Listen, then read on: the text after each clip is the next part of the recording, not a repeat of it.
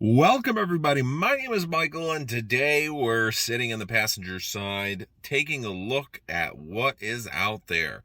First of all, Binance, their U.S. division, has hired B.J. Kang, a FBI expert who took the likes of Bernie Madoff down, and Rajagara, whatever his name is, also another Ponzi scheme hedge fund con artist. So he's been working 20 years for the FBI, and now he's joining their special investigations unit as the head of that. So companies are becoming more and more aware that cybercrime is definitely going to be a big money maker for the third-party criminal organizations that want to target these companies, meaning they're going to lose a ton of money if they don't invest in proper protection.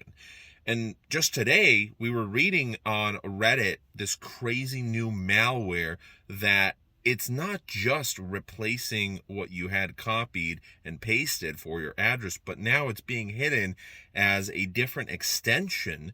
So if, for example, you're using a Chromium web browser, such as Google Chrome or similar, then this gets installed onto your computer because you downloaded the wrong extension by accident. It looked legitimate. And before you know it, after you hit submit and everything's all good to go, it replaces the address and suddenly, boop, you actually didn't send to your address, but you sent it somewhere else.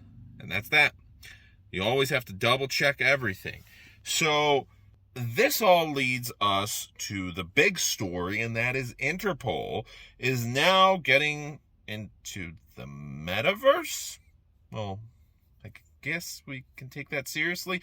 So really what they're doing is training police officers about the Metaverse and cybercrime, and there's already been cybercrime units, and there's more and more salaried positions, and pretty well paying at that too, to be a investigator for cybercrime. And some of them are making good six figures. And of course, you have to be good with computers and coding and actually learning about cryptography and ethical hacking. But more and more, we're living in a world where some random person from a computer in Thailand or Russia can suddenly steal all of your funds, and not just yours, but millions of other computers, get them infected, and see you goodbye. You could have potentially billions of crypto dollars disappear. And that's a big problem for companies. That's a big problem for governments. And now Interpol is getting in on that action. So right now it's kind of funny, hee hee ha ha. Facebook's Metaverse didn't really pan out so well, but Metaverse police is definitely becoming a thing.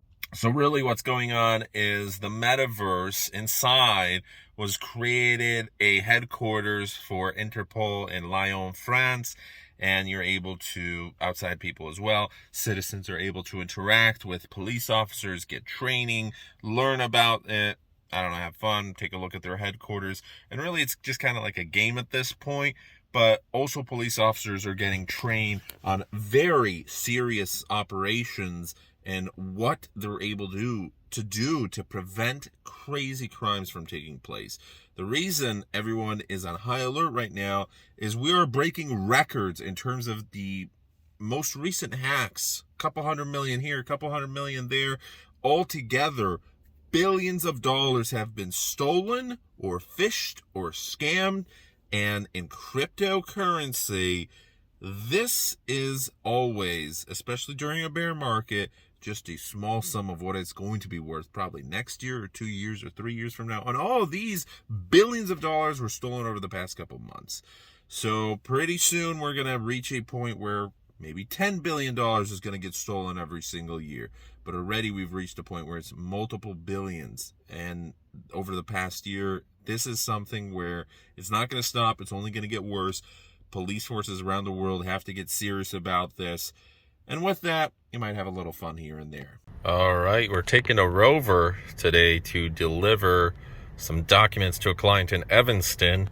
And I have to tell you, it is absolutely a dream to drive. It feels so plush. The only thing I have a problem with is, of course, the leg room.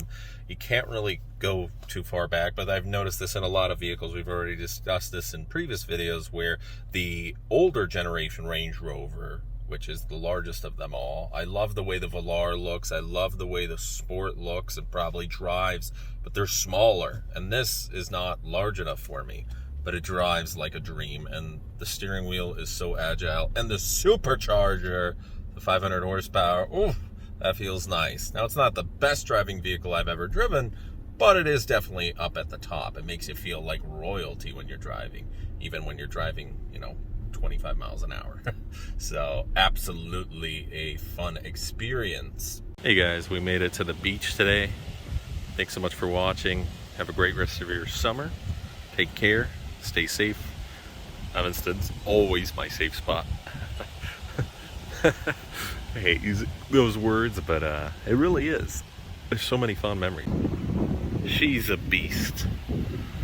And honestly, it just looks so dang good.